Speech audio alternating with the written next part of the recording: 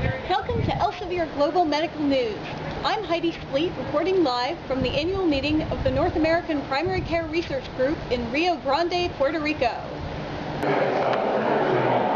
I'm here with Dr. Mark Cucuzzella of West Virginia University, and he has been studying an inexpensive and simple intervention to help reduce injuries in recreational runners.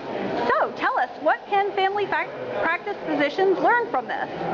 Thank you, Heidi, for taking your time and interest in this. I'm a 20-year family physician, also a 20-year military officer, working with health promotions now for the Air Force Reserves, and passionate about physical activity for life in our patients, because we know if we can keep people moving forever and moving pain-free, all this heart disease, diabetes, obesity, we won't cure it, but we'll definitely make a dent, and that is proof.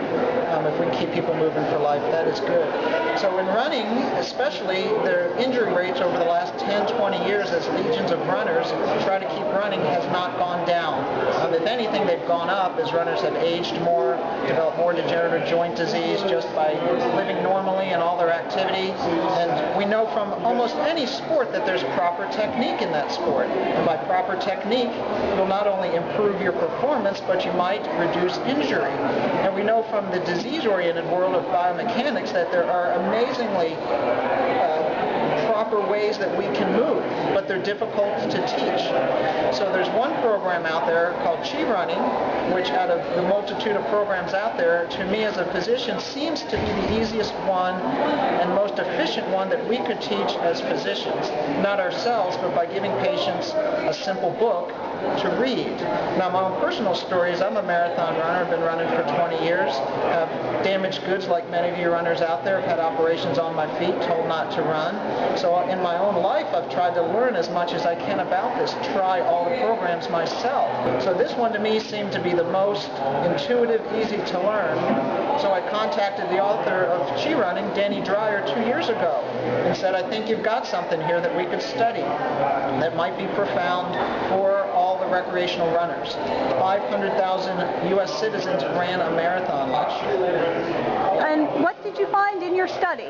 So what we found in the study was, one, we got a tremendous response rate. We sent 25,000 surveys out by email to people that had bought the book through his website or had gone on and said, I want your newsletter. And we got 2,500 back, which is good for an email survey. But the things we were interested in learning about were who was reading the book.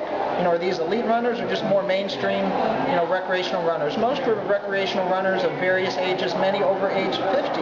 Almost everyone's been hurt, and that's consistent with the literature. About 50% of runners had been hurt in the 6 months prior to picking up the book.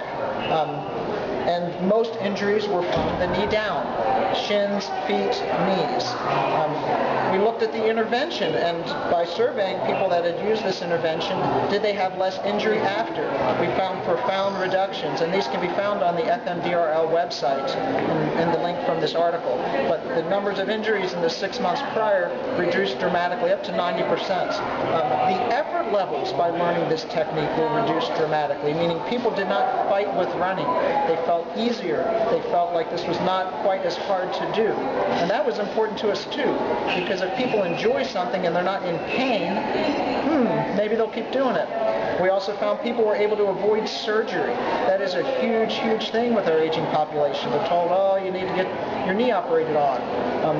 Teach them a few new things about how they run. Maybe they don't. And as to a doc, and an author especially, who's been trying to just find out if this was helpful, that was profound, enough to make me say, maybe there is something to this that we should try to move forward. This was retrospective, so there's biases. This is a retrospective group. This fall we're doing a prospective trial, meaning teaching a group this technique, following them to a similar group doing similar training, and seeing if there's injury reduction, effort reduction.